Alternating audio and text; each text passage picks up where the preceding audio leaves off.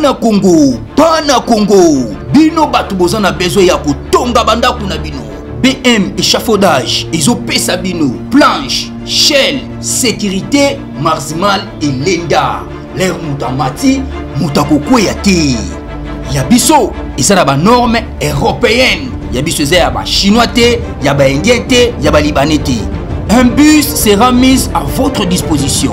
BM échafaudage, plus de 3500 mètres disponibles. Contact Maman Nangaye, du nouveau à Kinshasa, place Yassur, les amoko na immeuble Emma, des arabes normes, standard, international, et Goyamba, Batunyoso, en famille, en couple, salon VIP. Et salle à manger, salle de bain confort et magistral et des chambres à coucher, cuisine ya kafou, sécurité ils a assuré, connexion internet illimitée, Facebook, TikTok, WhatsApp et à Ophélie, groupe électrogène 24h/24 courant et kindakate, na immeuble Emma. Notre adresse dans la commune de Kalamou, quartier Yolosi, avenue Balinga, numéro 9. Soyez les bienvenus, immeuble Emma.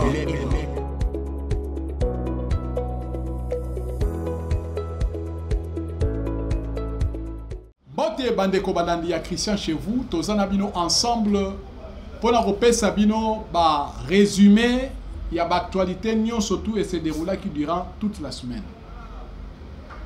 Vous savez, je suis en train de féliciter le VPM de l'économie, Papa Nabiso Mukoko Samba Daniel, parce que ce qu'il a fait, il vient de sauver toute une nation, tout un peuple, tout un pays. Pour la manière à ce que Baoutiko demande ça, le démantèlement, il y a un réseau de la mafia au sein du ministère de l'économie. Aujourd'hui, nous voyons la baisse du dollar. Les gens, je pense que les gens sont en train de parler, oh non, on connaît bien que la RDC a une économie extravertie, c'est-à-dire 70% il y a des produits, il y a des échanges commerciaux, il y a des produits, il y a commerce, il y a production, il y a lié à une importation.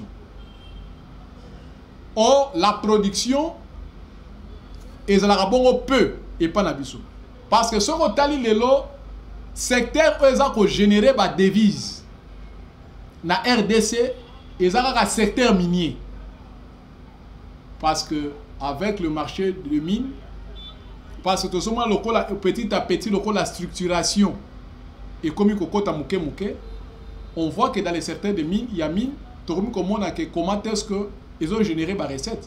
C'est pour cela que la guerre à l'Est, les Rwandais cherchent à tout prix il y a conquérir la zone minière. Le quoi va conquérir Rubaya, c'est la plus grande zone minière. Où ils vont contenir 60%. Il y a réserve mondiale à coltan. Maintenant, les Rwandais pour eux, on a ne vers Chabunda, le roi va moniquer na Bakabare na Uvira, bazana moyen te ya kokota katanga, bazolu kamena ba na Chabunda parce que Chabunda c'est à 80 km ya Kin. C'est pour cela que nous attirons aussi l'attention. Il y a ba état-major général na biso, ba luka ko mettre en œuvre donc il y a déjà un chargé des opérations capable de sécuriser Sud Kivu. Maintenant, Mukongo Samba, qu'est-ce qu'il a fait? Dans le ministère de l'économie, il y avait au moins plus de 280 millions de dollars.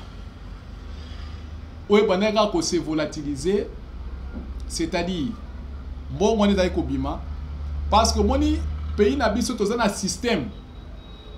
Mon côté, ça a une subvention auprès des entreprises pétrolières. C'est-à-dire, les grands importateurs, il y a pétrole, il y a carburant. Il y a des produits et le gouvernement subventionne. gouvernement a pesa ba subvention. Maintenant ba subvention wana mbongo bana ko bima c'était 280 millions de dollars. Maintenant 15 Mukoko Samba a eu comme ça le démantèlement. Il y a ces réseaux là aux subventions au vrai sens du terme. Et ça l'a dans le 31 millions de dollars. Donc 249 millions il y avait un circuit mafieux. Dans le ministère de l'économie, il semblerait que quelques cassis comme sous la présidence va venir en bon. Vous voyez que Bambongo wana nyonso tout le temps ba ko démanteler ba ko mona ke Mukoko Samba tari ko se rendre compte que c'était que 31 millions de dollars pour la subvention. Il y a opérateur pétrolier. Bambongo wana za ko o etika la kawana ya moni ke ba sali que au fur et à mesure ba sala comme réserve à devise pour la repérer à l'opérateur économique. Puis il y a moni que ba tiens sur le marché, il y a moni que dollar et ça ko diminuer.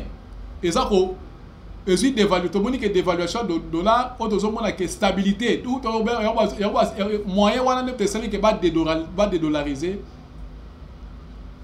franc. Donc, c'est-à-dire, ampleur, surenchère, il y a dollar et au Kita, c'est parce qu'il inondait des devises sur les marchés publics. Malgré que tout ça, le système, il y a rouage, il y a mafia, il y a des Libanais, des Indiens, qui nous font mal. Parce que aujourd'hui au Congo, on doit se dire une vérité. Nous n'avons pas des opérateurs économiques congolais. Comme à l'époque, il y a Fonchi, Kansebu, Lusakivana, Tuluka. Tout ce monde-là n'existe plus. Parce que quand Kabila est arrivé au pouvoir, il a étouffé tout ce monde-là. Lusakivana, tous ces les opérateurs économiques congolais, Kabila a étouffé Bango. Vous comprenez? Maintenant, système au basali lelo. Il y a quoi inondé dollars sur le marché. Puis il y a quoi structuré sorti. Il y a franc congolais sur le marché. Parce que masse monétaire, il y a franc congolais qui a créé. On va avoir inflation. Donc même la flambée des prix. Aujourd'hui, les gens parlent de bilan d'équité. Ça qui a l'eau, c'était dans les 75 000 francs.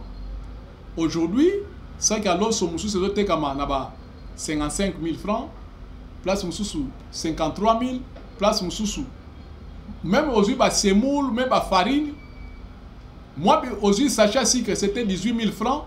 Aujourd'hui, c'est 15 000, place même 14 000. Donc, c'est déjà quelque chose, c'est déjà un grand pas. Pour attention, le bilan d'équité. Mais, et là, les gens pas signé mingi tozo de tozo monaraka dans le secteur à transport.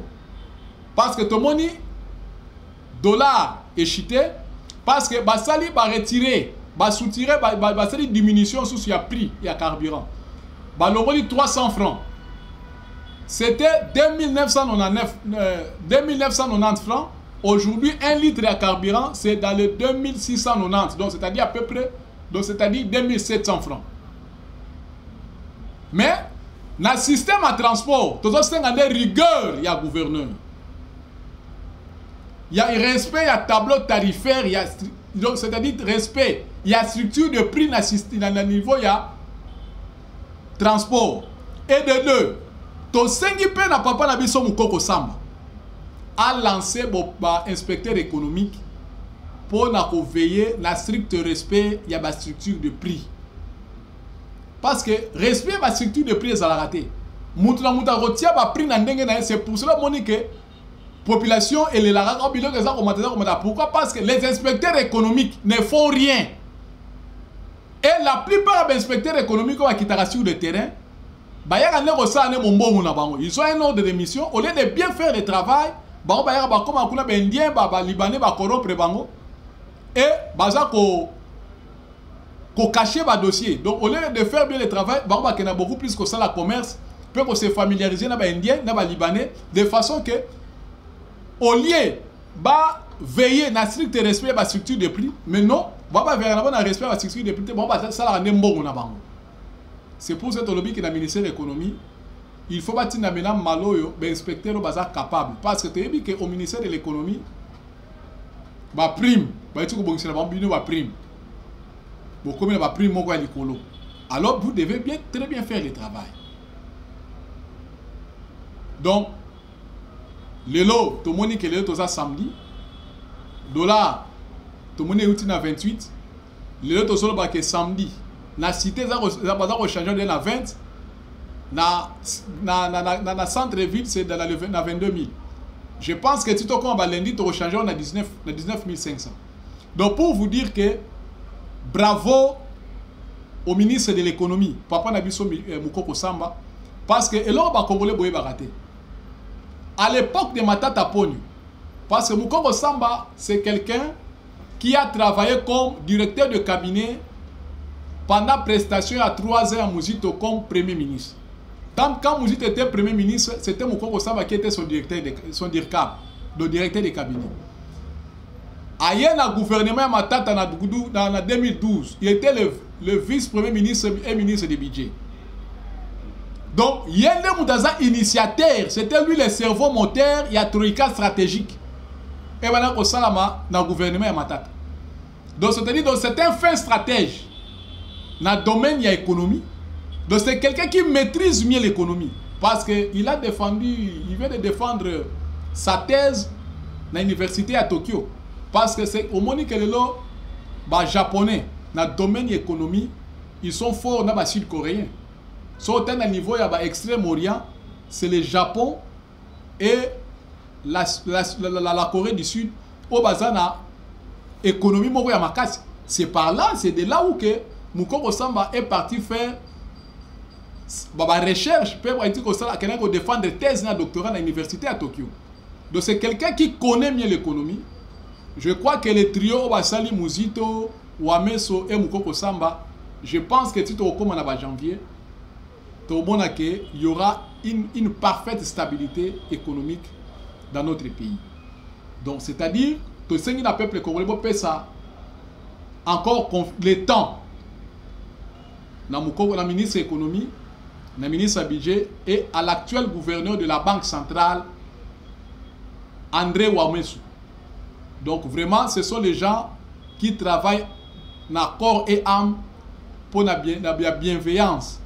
Il y a le peuple congolais. Parce que l'autre monde, ce n'est pas une mince affaire. Quand même, on doit dire quand même qu'on ça va quand même bravo. Qu'on ça va mériter bravo. Parce que qu'on dédollariser dollar dans un laps de temps. Parce que Moukoko Samba, c'est depuis une année, il est au ministère de l'économie. Ou à même, c'est à peine qu'il a commis dans la Banque centrale. En tout cas, ils méritent vraiment des éloges. Pour rendre bon hommage, je crois que dans les prochains jours, nous verrons quand même que les choses iront dans le mieux. Tout ce qui est structure des prix et ça est respecté. Puis, gouverneur à Ville à Kinshasa a veillé à respect à prix à transport. Puis, le système à chargeur dans le parking. On a besoin de transport. En tout cas, merci bien à Christian chez vous. Tu as dit quand même le lot pour Solana Bino, Makambo est allé au secteur économie.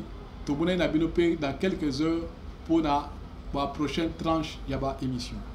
Ciao.